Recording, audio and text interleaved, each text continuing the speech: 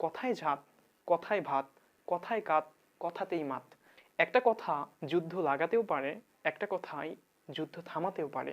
আজকে আমি যে বিষয়টা শেয়ার করব সেটা হচ্ছে কিভাবে আমি ডিফারেন্ট ওয়েতে ইংরেজিতে সম্মতি প্রকাশ করতে পারি। Number 3, wait.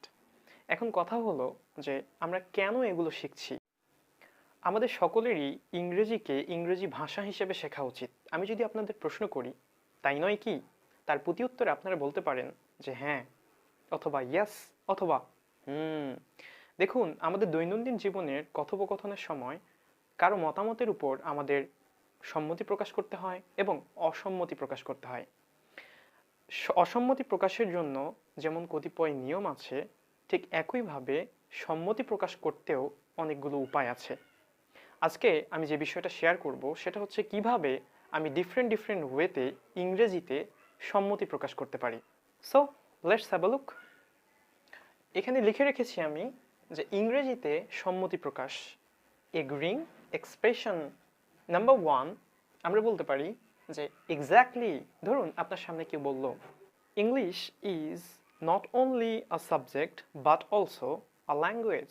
তখন আপনি বলতে পারেন যে এক্স্যাক্টলি, তার মানে ইংরেজি শুধুমাত্র আমাদের একটা বিষয়ই না, এটা কিন্তু একটা ভাষাও। নাম্বার 2, আমরা বলতে পারি যে দ্যাটস ফর শিওর, তার মানে হচ্ছে তা নিশ্চিত করে বলা যায়। Number 3, wait. এখন কথা হলো যে আমরা কেন এগুলো শিখছি এবং এটা শিখে এটার কাজ কোথায়। দেখুন, এগুলো যদি আপনি এক্সপ্রেস করতে পারেন, জাস্ট অথবা ইয়েস অথবা হ্যাঁ না বলার থেকে এগুলো কিন্তু বলা অনেক ভালো এবং এটা কিন্তু আপনার ইম্পর্টেন্সটাকে আরও বাড়িয়ে তুলবে। আর আমরা জানি যে what is the importance of speech. একটা কথা যুদ্ধ লাগাতেও পারে, একটা কথাই যুদ্ধ থামাতেও পারে। এবং আমরা এটাও জানি যে কথায় ঝাঁত, কথায় ভাত, কথায় কাত, কথাতেই মাত। তার মানে এই কথা কিন্তু হচ্ছে অনেক গুরুত্বপূর্ণ। কাজেই ভেবে চিন্তে কথা বলাটা শ্রেয় এবং শুদ্ধ হবে। ওকে, এখন আমরা 3 নম্বরে বলতে পারি যে that's exactly what I think. এটা ঠিক যেটা আমি মনে করি। তার মানে আপনার মতামতের সাথে আমার পরিপূর্ণ সমর্থন আছে। অ্যান্ড দেন আমরা 4 নম্বরে বলতে পারি যে আই থিঙ্ক সো, তার মানে আমারও তাই মনে হয়। আপনি যে বিষয়ে কথা বলছেন আমারও তাই মনে হয়, আই থিঙ্ক সো। ওকে, এরপর নাম্বার 5, অ্যাবসোলুটলি। এর মানে হচ্ছে পুরোপুরি বা একেবারেই।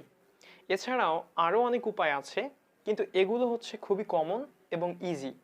চলুন একটা উদাহরণের মাধ্যমে বিষয়টি ক্লিয়ার করা যাক।